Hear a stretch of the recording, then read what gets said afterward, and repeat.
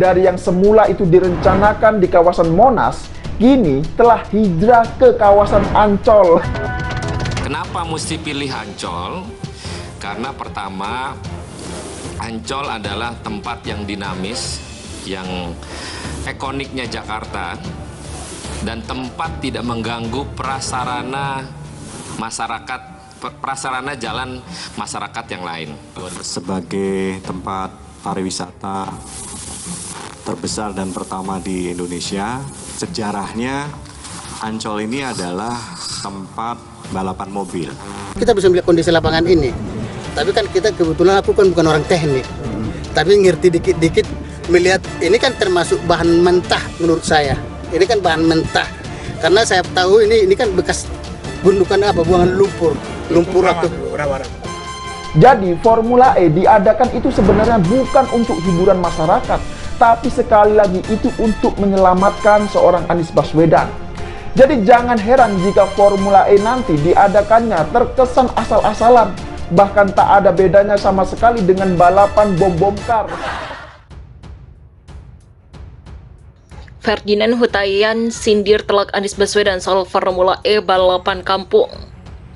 Mantan politikus Demokrat Ferdinand Hutahian sindir Gubernur DKI Anies Baswedan soal balapan mobil listrik Formula E di kawasan Ancol. Menurut Ferdinand, sampai saat ini Ancol tidak mudah dijadikan sebuah lokasi balapan, khususnya standar internasional seperti Formula E. Balapan ini standar internasional, bukan balapan kampung dan sepak bola antar kampung.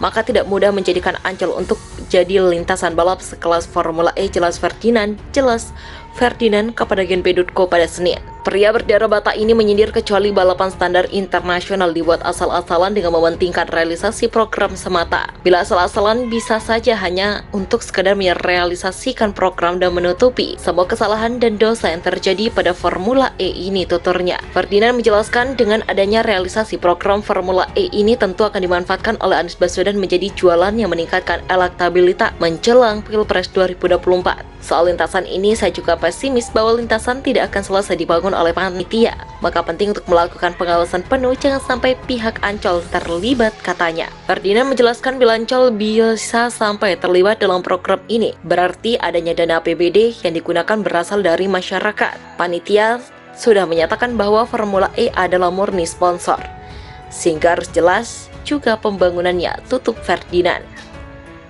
Pegiat media sosial Ferdinand Hutahian berikan kritik pada pelaksana ajang balap Formula E yang mempertanyakan banyak hal soal pelaksanaan ajang balap tersebut.